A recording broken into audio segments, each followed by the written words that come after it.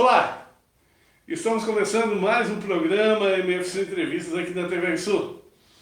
É muito bom ter você aqui conosco, conectado nessa manhã de hoje. Lembrando a você que você pode se conectar conosco através dos nossos Facebooks, TV Sul Comunitária ou MFC Morro da Fumaça, no nosso canal, onde todas as entrevistas gravadas, que vão ao vivo ou gravadas, estarão lá no www.tvsul.com.br, onde a nossa TV gira 24 horas por dia, e também no LinkedIn, no YouTube, enfim, nos diversos canais. O nosso WhatsApp é o 996466868, para quem está fora do nosso código de área, usando sempre o 48.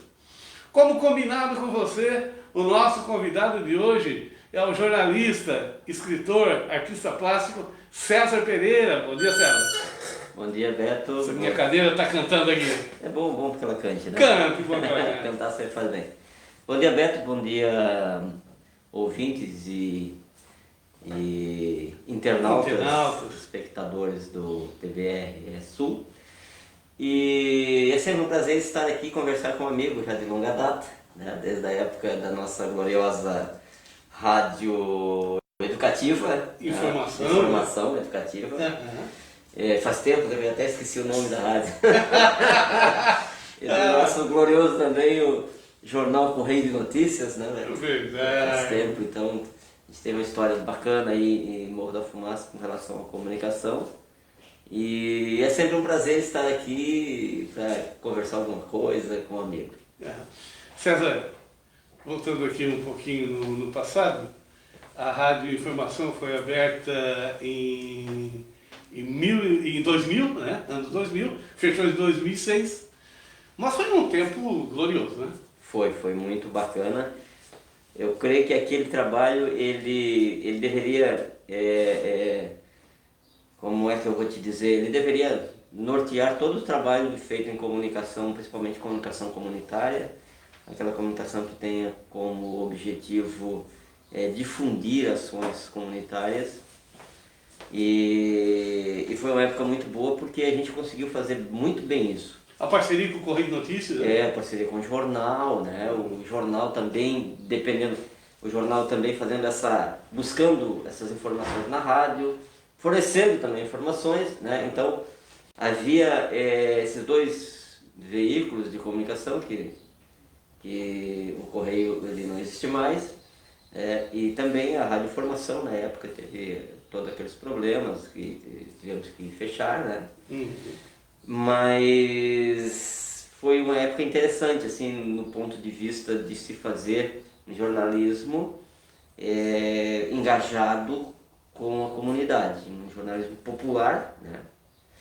E ao mesmo tempo nós tínhamos assim uma proposta, né? Não de ir lá e entregar o peixe, né? Mas nem também de ensinar, que seria muita vamos dizer assim, seria uma pretensão muito grande querer ensinar, mas também aprender. Só que nessa ida de a gente propor alguma coisa, você aprende e sem querer você ensina, né? Às vezes você vai para ensinar e acaba aprendendo mais do que ensinando. E às vezes você vai para aprender e você acaba ensinando mais do que aprendendo. Então era uma coisa assim, muito interessante no início aí, fortaleceu muitas comunidades, você me lembra? Lá no Barreiras, né? Barreiras. Tinha aqui perto, aqui na saída para... Loteamento Coral. Coral, na saída para o Sangue ali, né? Tivemos também ali... que é agora nos Bertã ali pra cima, na saída no loteamento Bertã, Barracão. Eu acho que lá embaixo no Graziella, Bairro das Polini, né, lógico, evidente. Então a gente teve assim bastante voltado para a comunidade, para as comunidades. E eu creio que isso foi muito interessante, porque as pessoas começaram a enxergar a rádio na época como uma voz delas, né? Que representava elas. E a gente teve, na época, a sensibilidade, Beto, muito assim, teve a sensibilidade de perceber, né? Mesmo que que a gente não tivesse tanta noção do que estava acontecendo, porque quando você está metido, você não tem a noção exata do que acontecia. Você só vai enxergar isso depois, né? Se distanciou, se ou não. Era aqui, se eu estava aqui, né? Entendeu? Você tem uma visão maior quando você se distancia um pouco.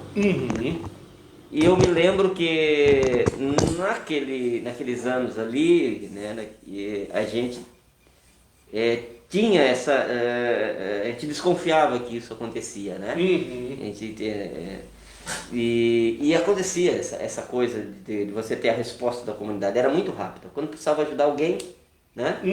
Lançava no programa do rádio ali, a ajuda vinha, era cesta básica, era cadeira de roda, era, assim, enfim, tudo que você era agasalho, né? Entendeu? E foi muito bacana, né? E depois o que eu achei mais interessante ainda é que além de fazer o jornalismo, de ter a rádio e trabalhar nas comunidades, pela informação dessas comunidades, abordar problemas que aconteciam, propor soluções e fez um canal de intermediação, né, com aquele nosso saudoso programa o Fórum, né? O Fórum. Pegava fogo, era bacana, né? Então, mas teve outra coisa bacana que foi o projeto da Olaria Social. Né? Olaria Social. Cara, aquilo foi uma coisa fantástica durante um ano. Era aula o quê? De desenho, de pintura, de violão, de teclado, capoeira, karatê, futebol e outras. Para as crianças, dança. Então foi um negócio muito bacana e uma participação muito, muito forte das pessoas, né, nessas oficinas que a gente aparecia. Inclusive hoje o rádio ainda tem desenhos daquela época que aprendeu contigo, certo? Foi para mim uma experiência muito boa, porque o que a gente observava é o seguinte: geralmente nas oficinas você começa com 20 alunos e termina com 5, né? Se você faz ela um pouco, digamos, com um pouco de tempo, 1 mês, 2 meses, 3 meses, sei lá, né, 6 meses, fazer uma oficina. E hoje nós trabalhamos praticamente o ano inteiro, né? E ninguém faltava, né?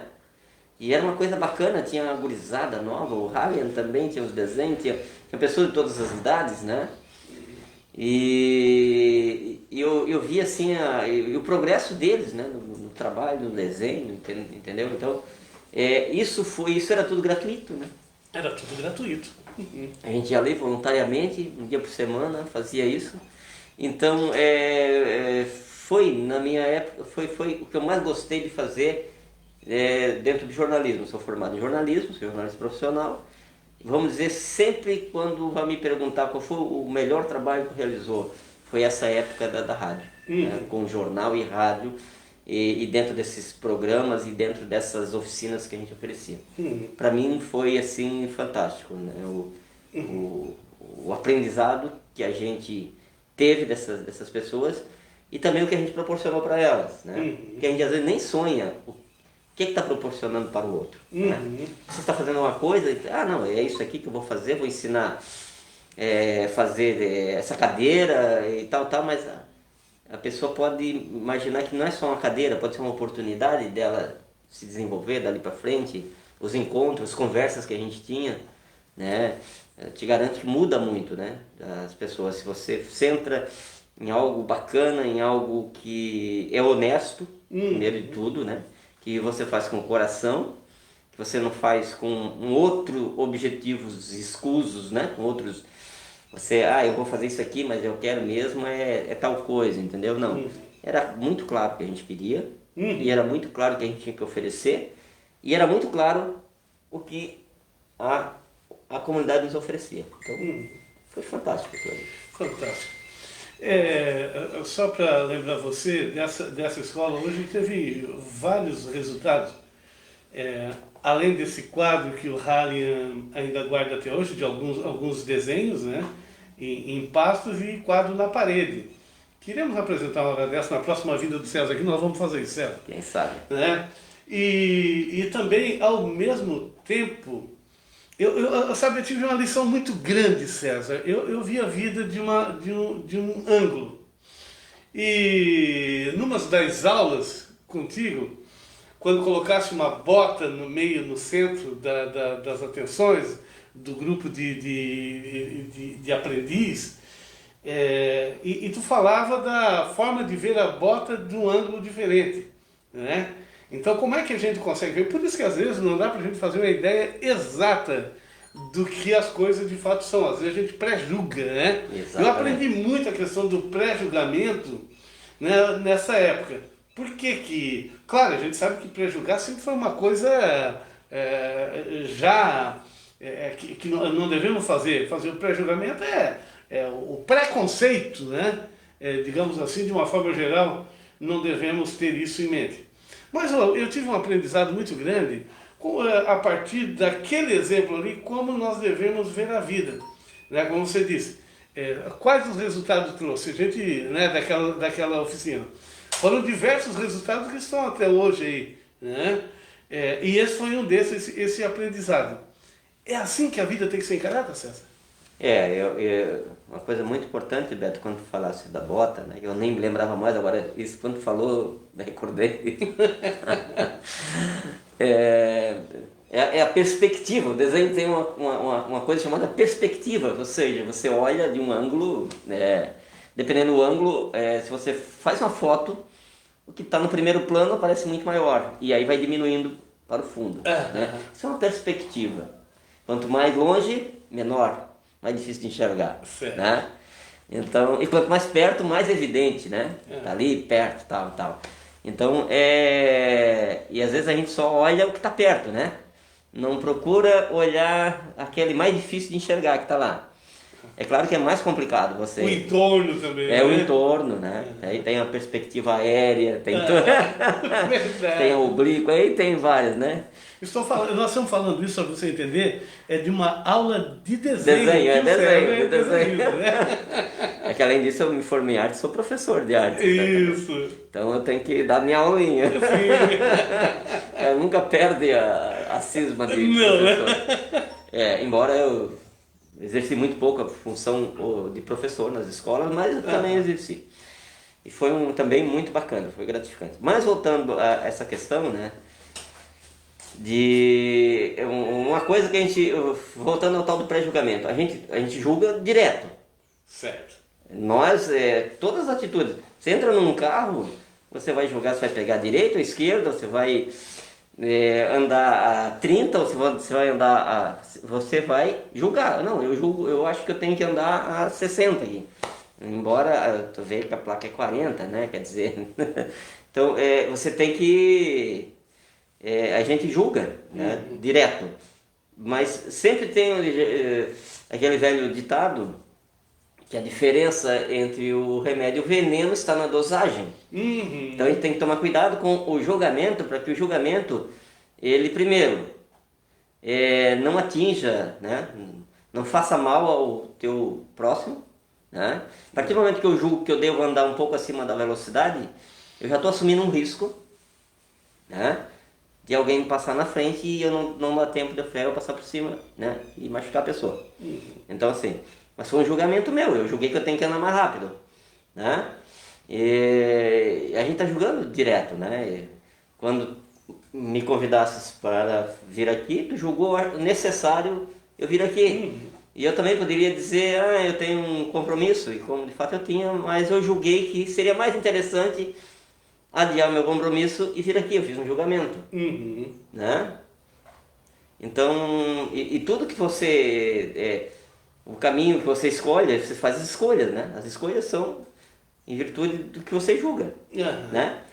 E aí cada escolha tem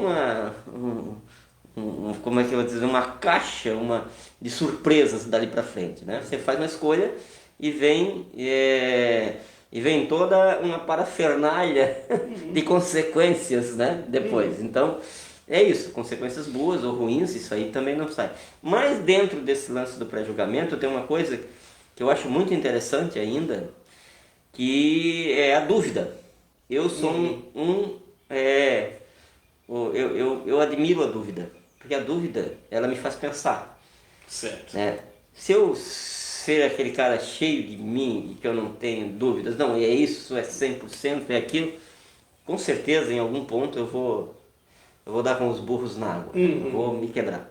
Então a dúvida, ela é, primeiro de tudo, uma questão de você se colocar com certa humildade em relação às outras coisas que estão ao redor, né? Então assim, eu tenho dúvida se eu vou andar acima da velocidade permitida do meu carro, se eu vou conseguir dominar o meu carro. Então eu tenho dúvida, né? E a dúvida, ela te faz pensar, ela é sábia. Ela é uma orientadora. É uma orientadora. Então assim, faz com o cara... A dúvida, ela te deixa a presunção, ela prende, tranca a presunção lá num canto, as 7 chaves, quando tu tens a dúvida, né? Entendeu o que eu quero dizer? Sim, Em tudo, não adianta você dizer que eu tenho 100% de certeza, porque não tem. Não existe 100%. Não existe. Né? Existe a possibilidade. Existe e entre a possibilidade de acontecer, tem a dúvida. Então eu sou um cara que eu duvido muito, né? E é claro, às vezes a gente é mal compreendido, mas eu adotei a dúvida como um estilo de vida. Eu duvido. E isso não significa que nós não somos positivos para seguir não, frente, né? com toda diferente. certeza. Então não é eu não isso, sou um cara pessoal. descrente. Isso. Mas eu tenho dúvida. Claro. E sobre tudo. Então assim... Até porque não existe perfeição Não existe perfeição, exatamente. Nós estamos aqui, perfeito, exato. né? Até porque assim, ó, se você olha, há um tempo atrás, o que eu julgava que era o máximo fazer, eu olho para trás, poxa, eu não deveria ter feito assim. Né? Então Poderia. na época eu tive a certeza que eu estava. Se tivesse pelo menos me perguntado, a dúvida é tu fazer uma pergunta, será que isso é correto? Será que isso eu vou conseguir fazer tal coisa? A dúvida, ela é uma ferramenta super bacana, né? E eu nunca gostei também de unanimidade, cara. Né? É claro que eu vou fazer uma proposta para alguém, seria ótimo para o meu ego, a unanimidade deu tudo. Não, é isso aí, cara. Todo mundo gostou. Aí tu começa já a ficar preocupado. Quando eu apresento alguma coisa e todo mundo concorda, eu já fico preocupado, né? Porque nem toda unanimidade é um sinal de certeza e de verdade, né? Porque tem pessoas que às vezes voltam a teu favor, estar contigo para não te desagradar. Ou porque tem interesses ocultos, né? Sim. E outra coisa, eu sou muito, até onde eu trabalho, onde eu trabalhei, eu sou muito crítico, assim, de tudo que a gente vai fazer, entendeu? Não assim de pegação de pedra. Eu acho que a gente, dentro de uma... Não é negatividade, não. mas sim a construção, né? Através das dúvidas fazer as pessoas pensarem melhor, né? E eu gosto muito quando eu estou fazendo alguma coisa e alguém faz uma crítica. Ô César, isso que tu estás fazendo aqui, tá, tudo bem, tu vai fazer aqui, mas... eu acho que aqui não vai dar certo. Né? O e se mínimo fizesse assim, né? E se fizesse assim? Ou eu não sei como fazer, mas eu acho que por aqui não dá. Não importa. Sim.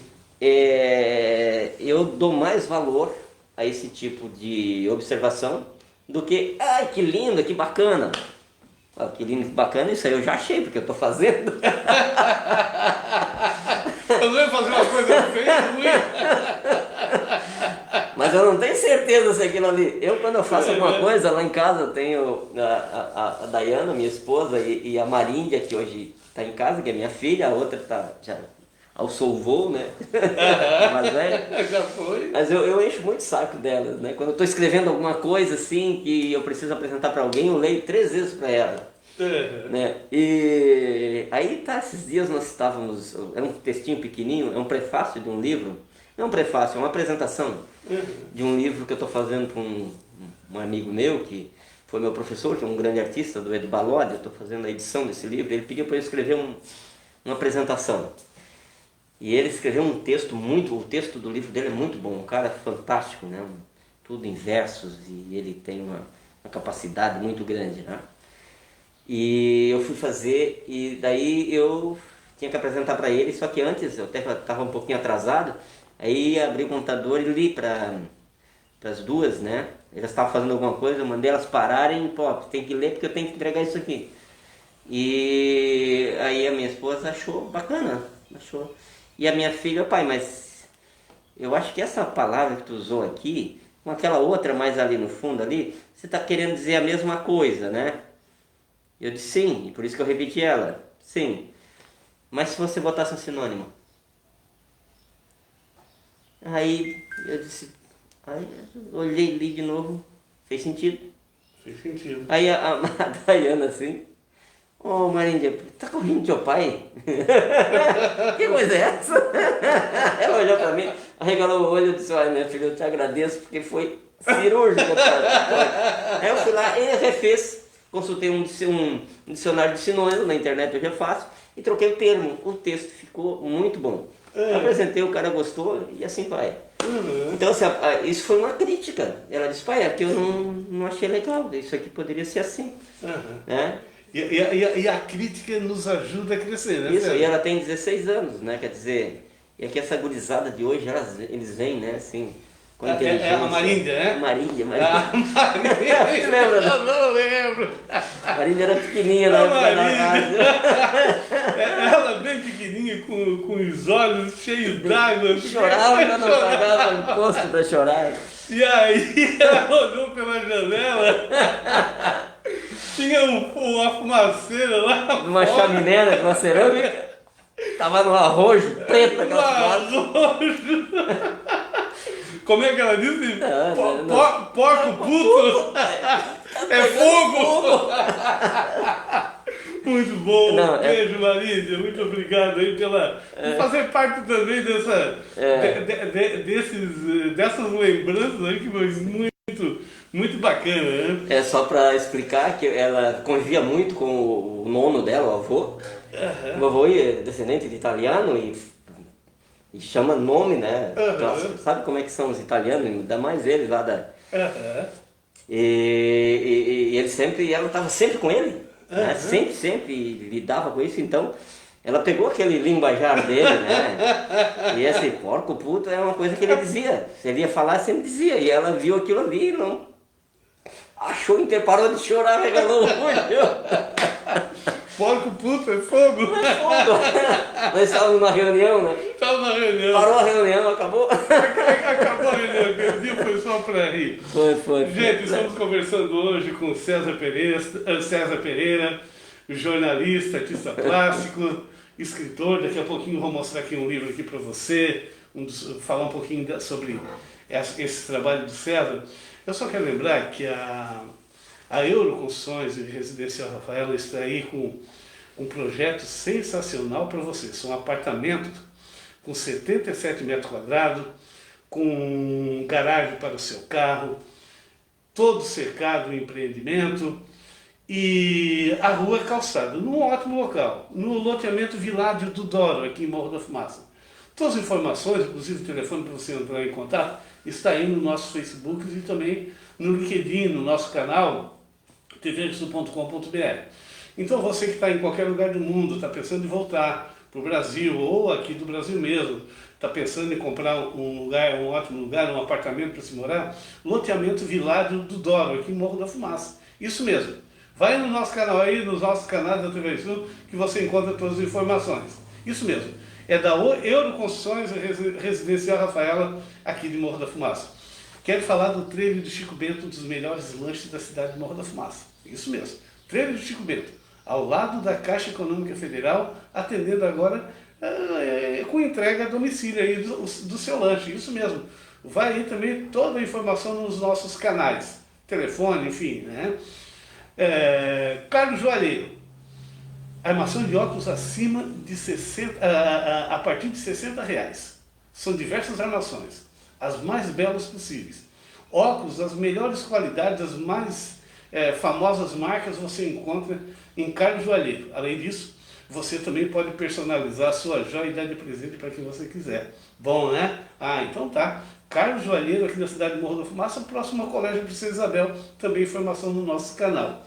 Quero falar para você de Cantinho das Flores, todo dia de dar flores, cestas e flores. Inclusive você aí que de repente está meia só, não está conseguindo, assim, grandes companhias que talvez você imagina ser, mas você tem a melhor companhia que é você mesmo. Então vai lá no Cantinho das Flores, compre flores e cesta e presenteie você. Isso mesmo, se faltava, se não tinha ninguém para presentear, agora tem. Presenteie você mesmo. Cantinho das Flores aqui em Morro da Fumaça. Além disso, você encontra outros produtos aí que certamente você vai se encantar. Cantinho das Flores, bem em frente ao semáforo de Morro da Fumaça. César, livros. Quantos livros publicados? Pode continuar, César, eu vou pegar um aqui. Sim, eu já publiquei, tem que contar, em torno, entre publicações pessoais e em conjunto, deve dar uns 11 títulos, né? Eu me lembro que eu publiquei inicialmente, na época lá em Uruçanga, não, e a primeira foi esse aqui, primeiro livro que Eu matei o Ombudsman. Eu matei o Ombudsman. Uhum. Né? Esse aqui é um livro, isso aqui é uma história policial, um romance policial. Isso aqui, o Ombudsman é uma figura que ainda existe em alguns jornais, principalmente grandes. O que é o Ombudsman? O Ombudsman é um cara que tem uma coluna dentro do jornal e ele tem um contrato, digamos, depende do jornal, mas na Folha de São Paulo, não sei se ainda tem, mas tinha até bem pouco tempo, acho que no Estadão, no Globo. Era um cara que ficava 2 anos, ele não podia ser demitido. 2 anos, ele escreve, ele critica o jornal. Né? Ele critica o que está dentro do jornal. Ele tem uma coluna. Aí se o repórter foi lá e fez uma matéria e faltou, a ponte caiu, digamos, né? Aí a equipe de reportagem foi lá, fez a matéria e tal, e publicou. Só que aí o cara, o Ombudsman, geralmente é um entendido, um cara que conhece muito. Então, mas faltou algumas informações que ele achou que alguns pontos a serem abordados, né? Digamos, o cara esqueceu de entrevistar o engenheiro responsável da obra lá nos anos não sei quantos, né? Então ele começa a apontar algumas coisas, né? É claro que ele faz isso com uma certa sutileza, ele não vai escrachar ninguém, mas ele observa. E ele é o observador do leitor, um representante do leitor dentro do jornal. Assim, teoricamente, assim, não teoricamente, na prática, né? Na prática. Então ele é um cara, ele é um crítico, vamos supor assim, em poucas palavras, do próprio jornal. Mas é um cara muito centrado, não é um qualquer que chega lá e começa a descascar a lenha e falar, ele tem que ter muita propriedade de falar. Então ele não pode ser... É uma forma de contribuir com o próprio jornal, né? Sim. Então quando o repórter vai fazer, ele começa a se colocar no lugar do Ombudsman. Será que eu vou fazer assim, eu vou ter que, entendeu? Então ele consegue até pegar mais informações, ele consegue discutir isso com outros colegas, né? E quando, é mais ou menos isso. E essa história se passa aqui em Criciúma, com um jornal daqui, de Criciúma, né? Um jornal fictício que tem aqui, resolve contratar um ombudsman. E, claro, ele foi morto. Mas a princípio poderia parecer com alguma matéria que saiu do jornal. Mas ele foi morto por uma outra situação, né? E aí que tem um mistério, e aí tem um delegado doido da cabeça, né? Que é daqueles que resolve tudo no tapa, no coice, na violência, né? Mas muito perspicaz, muito inteligente, né? Durão. E um repórter policial que sofria de ataques de asma, em um desses ele bateu a cabeça, foi parar na UTI do hospital ali do São José. Como repórter ele não tinha muita grana, né? Porque jornalista não ganha bem, então ele foi pelo SUS. Né? E ali foi, assim vai desenrolando até achar um... E aí também, esse repórter era um repórter policial, né? O Pimenta Borges. E aí, só que antes de tudo isso, está acontecendo na cidade uma série de crimes, chamado o maníaco das Balzaquianas. Por que Balzaquianas? A Balzaquiana é uma mulher de 30 anos. Certo. Por que isso? Porque Honoré Balzac escreveu A Mulher de 30 Anos. É um livro, um romance muito interessante, eu já inclusive li. E recomendo essa leitura. Então, assim, quando tu fala uma balzaquiana, é uma mulher de 30, não de 29 nem de 31, é de 30. De 30 anos. De 30 anos. Então, esse maníaco assassinava mulheres de 30 anos. né? Então era o maníaco das balzaquianas. Daí tem todo um É uma história policial, mas que tem vários, tem mais de um caso a ser desvendado aqui dentro. É, Então. tem várias coisas, né? Tem uma senhora aqui que vendia pastel de carne e, ela vendia pastel, ela tinha uma pastelaria e também tinha um projeto de... Ela recolhia cães de rua, assim, os animais que eram abandonados e tratava e fazia campanhas. Só que no fim ele tinha um outro fim, uma finalidade. Ela matava os bichinhos e fazia pastel. Entreguei. Entregou. Então Bom, tem vários casos, né? olha, para você que escrever aqui embaixo, tá bom? Para você escrever aqui embaixo que quer ganhar de presente um exemplar desse, você escreve. Se não for de fora aqui da nossa região, mandamos pelo correio. E se for aqui, você pode pegar aqui na região, ou Morro da Fumaça pode vir pegar aqui na TV Sul. Tá certo? Então tá certo. Você pode, então, para você escrever o primeiro, tá? Que escreveu ali que quer ganhar um exemplar, eu vou estar presenteando esse livro aqui, Quem Matou um Buddha, é para você, tá certo? Do jornalista e escritor César Pereira. Show de bola! Esse aqui foi em 2010, tá? 2010 foi Olha escrito, só, faz né? 10 anos já, né? Então E tá aí aqui. depois eu fiz um livro, já estava em Uruçanga, lá no jornal Vanguarda, já tinha vendido aqui o jornal. Aí nós escrevemos um livro sobre o patrimônio histórico tombado lá de Uruçanga, que seria Uruçanga Traços da História. Depois acabei escrevendo mais contos de Natal. Teve um curso de Natal muito bom, aquele eu li a Foi meu sucesso de venda.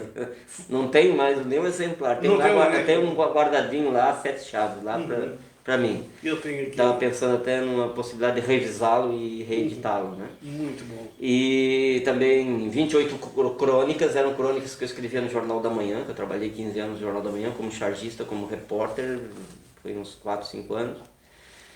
Como chargista foram 15 anos. 15 anos. 15 anos. Aí tem Uma Barra de Ferro na Cara, que também é um outro romance policial, né? Que também todas essas histórias são histórias que a gente, de alguma forma, viveu isso dentro das reportagens.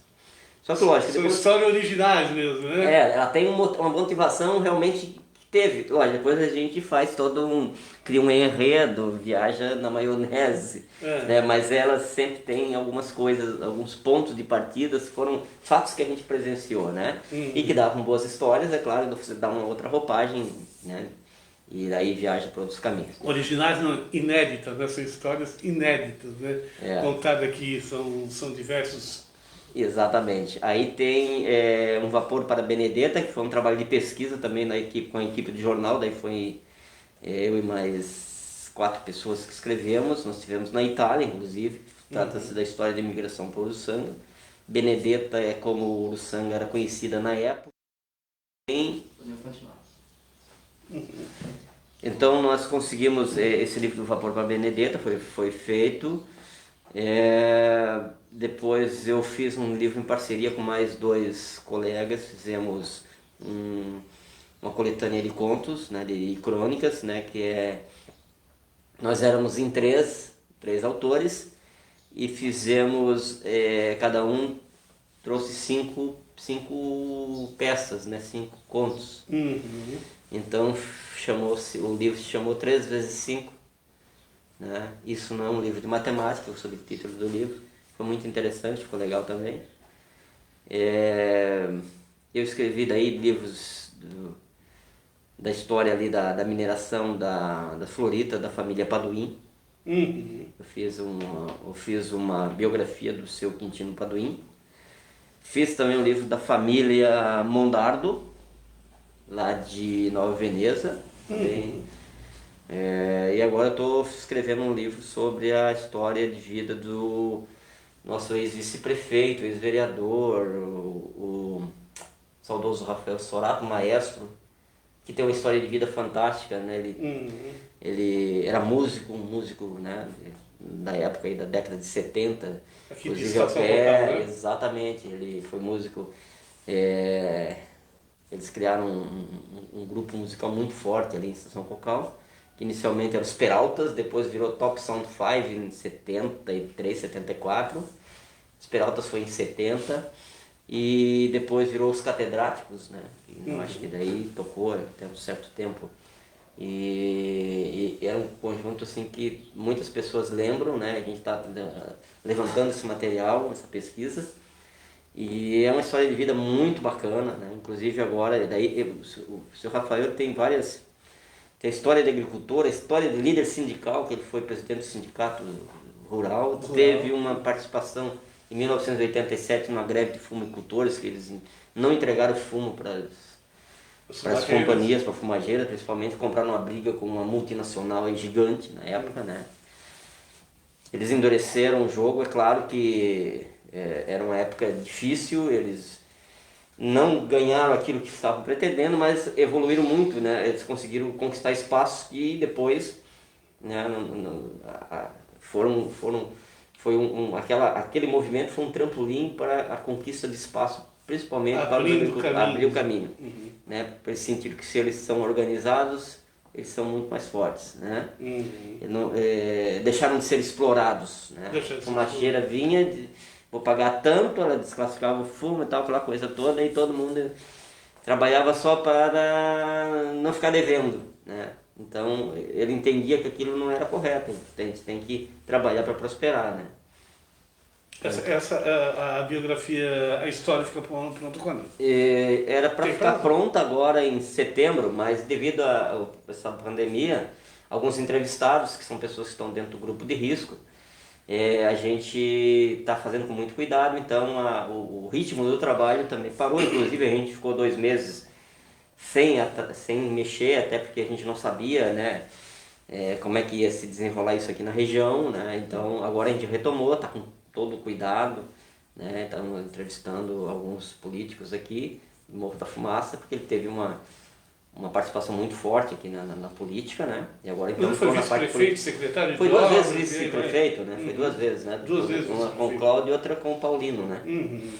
E foi presidente da Câmara, né? Então era um cara, né? Maestro de coral, do Vapenseiro, do Coral Santa Catarina, né? Então uma pessoa com participação comunitária muito forte, né? E alguém que tu vai, a gente sai por aí para perguntar, para entrevistar, só se escuta coisa boa, né?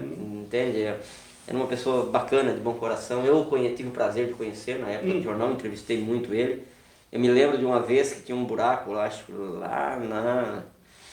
era um problema que tinha ali, perto, quem vai para Barracão, tinha acho que tem um valão por ali, uma coisa, na época tinha, e estava dando um problema, e as pessoas ali estavam reclamando, fui fazer a matéria, e lógico, vou falar com o secretário de obras.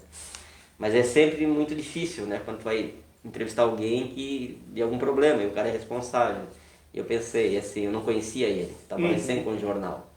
E ele me recebeu muito bem na época, e ele foi assim de uma... A gente percebe que o cara é humano, né? E o que ele disse ali, ele disse, não, é importante vir, porque nem sempre a gente... É importante essa observação da própria imprensa, porque nem sempre a gente o município tem muitos problemas e às vezes passa algum batido, né? Então ele prometeu uma solução e de fato tudo que ele falou ele cumpriu, né?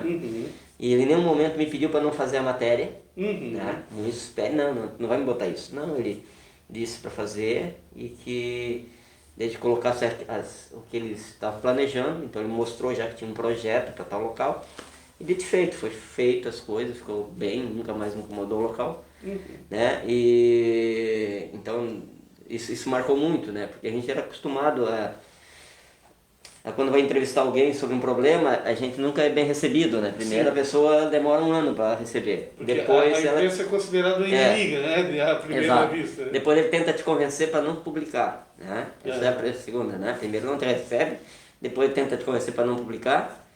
Depois ele pode não te dar a informação correta, né? E virar teu inimigo. E virar teu inimigo, verdade. De fato não teve nenhum problema, né, com ele, né? Ele não só, ele me recebeu rapidinho, liguei para ele, vem agora, né? Ele disse o que ia fazer e fez, e se tornou um grande amigo, eu gostava muito dele, né? onde eu encontrava, estava lá ele.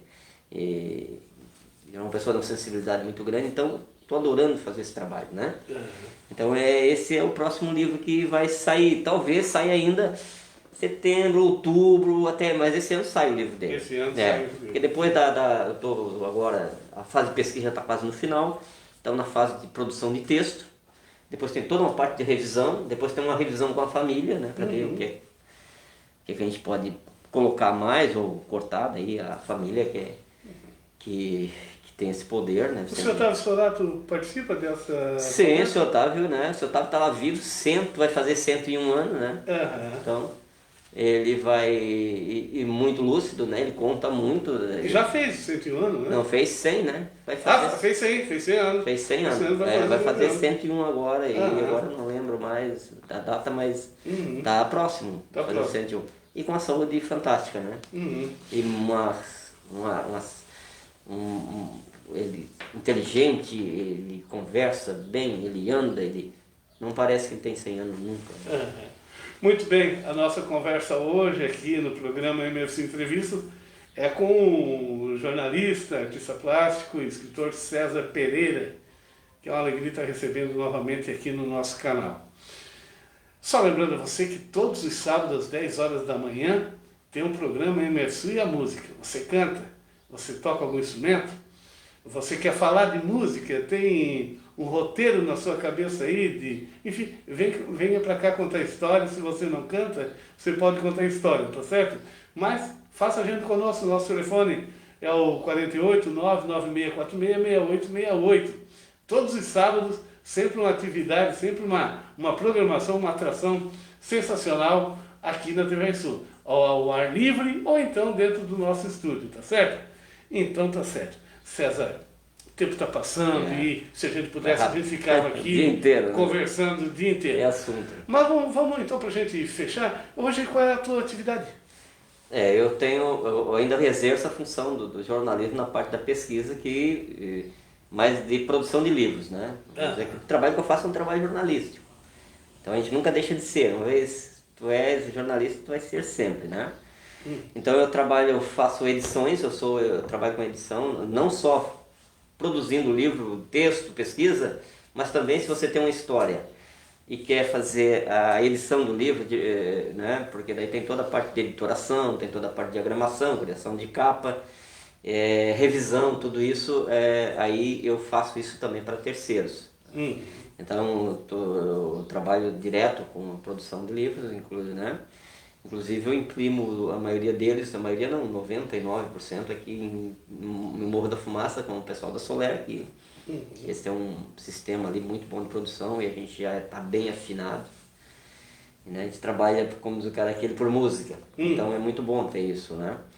E também, como eu sou eu sou um ceramista, trabalho com cerâmica artística, né? E trabalho hoje numa empresa, presto uma assessoria de desenvolvimento ali em Morro Grande, na Cerâmica Setima. A gente desenvolve uma linha de revestimentos e também estamos desenvolvendo uma linha de vasos, né? Feito um torno de oleiro. Então a gente está num processo de desenvolvimento dessa produção de vasos, que se você tem uma olaria aí abandonada, alguma coisa, algum equipamento, né? Você pode achar... a produção de vasos é uma produção viável economicamente. Você pode ganhar dinheiro com isso, né? Pode se tornar um negócio, né? Maquinário é simples, é a técnica que é mais sofisticada, né? O mais assim, difícil seria o treinamento do oleiro, né? Que é possível, né? Que é possível, basta que esteja uma pessoa com paciência. E que, né? Então, se ela executar todas digamos, as técnicas de produção, em 6 meses ela já está trabalhando, né? Bem, em alguns casos até antes, né? Mas, tem pessoas fantásticas, mas aí geralmente quem pega rápido sai rápido também. demora mais, às vezes fica trabalhando já com isso. Tem venda garantida, César? Tem venda, você lógico, nada fácil hoje para vender, mas tem uma carência muito grande de quem produz esse material. Tem espaço então para Tem espaço aí tranquilamente, né? Tem espaço aí e nós temos umas argilas ótimas aqui para isso, fantástico. Inclusive nós, na época que eu trabalhei aqui que eu coordenei a Olaria das Artes aqui no Sindicer, na Copem Sindicer, ali na época do Panhan estava ali, bons tempos também aquele, a gente tinha ali uma espécie de um curso de oleiros, né? Mas por uma razão ou por outra, a coisa acabou não surtindo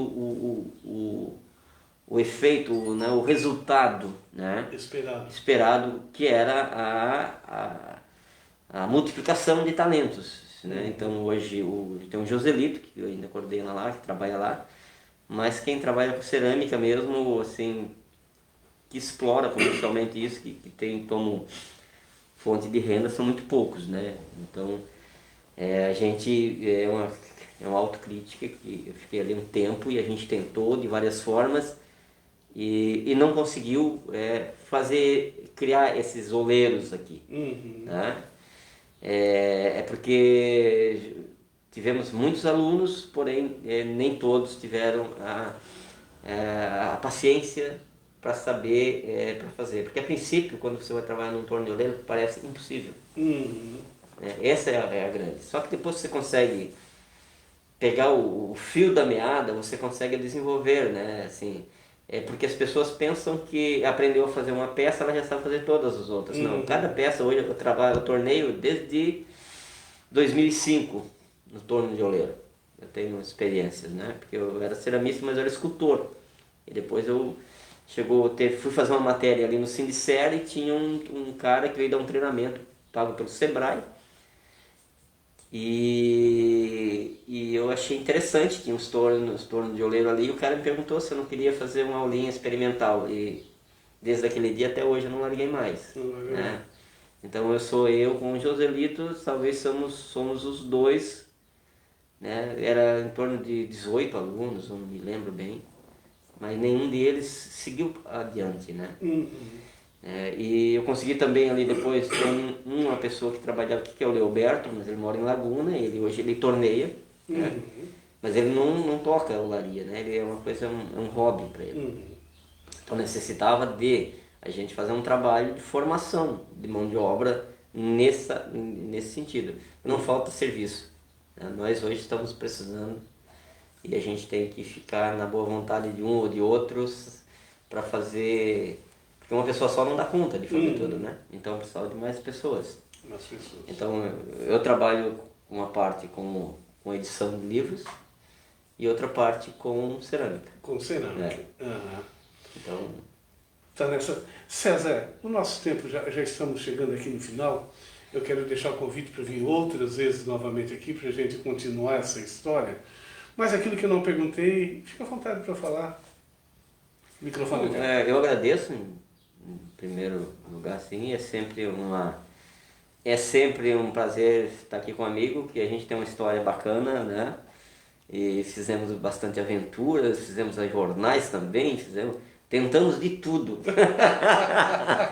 E não tem escape de nós fazermos mais loucura. Exatamente. Então, assim, ninguém pode nos frear, né? Nos frear. E ninguém pode dizer, vocês não fizeram nada. Não, nós fizemos bastante coisa.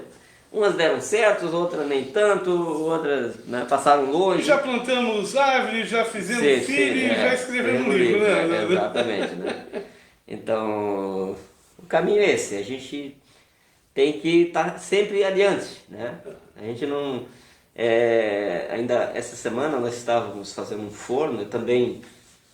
uma das coisas que me atrai muito assim, são projetos de fornos para cerâmica. Eu não sou engenheiro, mas eu sempre trabalhei em cima eu sempre gostei dessa coisa. E nós estávamos discutindo aí ontem até que nós estávamos fazendo um forno com várias câmaras interligadas. E uma das perguntas de uma pessoa foi, mas tem várias câmaras, e tem várias fornalhas. E o chaminé lá, tu não acha que ele não corre o risco do fogo, em vez de ir em direção à chaminé, voltar em direção à fornalha, porque são várias câmaras uma do lado da outra, aí a explicação que eu dei para ele foi muito simples. Tu tá vendo que ele, para passar de uma fornalha para outra, ele tem que subir um pouquinho. Né? Ele nunca desce, ele sobe. Então o calor, ele nunca desce. O calor, ele sempre sobe. Então ele sempre vai para frente. Então se tu quiser fazer ele sair lá nas poeiras, tu faz ele subindo. As passagens sempre na ascendente. Então ele não vai voltar para trás. Porque o calor não volta descendo. Ele vai sempre subir, ele vai sempre para frente. Sim. E a tendência é subir. Então eu imagino que a vida é assim. A gente nunca pode, mesmo que a gente queira, a gente não volta. Então a gente está sempre subindo, que nem o calor, né? Então é o que eu digo, mesmo que a situação não seja favorável, mas a gente está andando para frente, né? E a gente tem que sempre andar para frente. E a gente tem que sempre olhar assim, ó, pô, digamos, eu estou com 56, já passei bastante coisa, né? Ainda vou passar por mais um monte de coisa. E o importante, mesmo nas situações difíceis, é dizer, pô, eu cheguei até aqui, né? E atravessei muitas coisas. Então eu faço analogia, se até aqui foi assim, né? Daqui para frente também, a gente nunca sabe, mas uma coisa é certa, enquanto eu estiver vivo, eu estou andando para frente, né? Estou avançando. Avançando. E aí é por aí, né? E sem reclamar, né? A pior coisa é reclamar. Reclamar de quê? Tá vivo, pô. Né? Às vezes, mas o cara lá tá doente, tá assim. Mas sempre tem um na pior situação que ele. Sim. Né? Tem um na melhor, mas sempre vai ter um na pior. Então, assim, eu tenho uma coisa assim, eu agradeço todos os dias, né? Por eu estar aqui. É uma luta, né? A gente tá num país atravessando uma dificuldade em todos os níveis, tanto política quanto pandêmica, então tem isso, o astral não está legal, assim, vamos supor, poderia estar melhor, né? A gente já viveu um tempo bacana e agora é um tempo que a gente tem que seguir para frente, não importa como, né? E a gente vai passar isso, entendeu? Acho que eu acredito muito, assim, que nessa questão aí, principalmente dos mais jovens, né?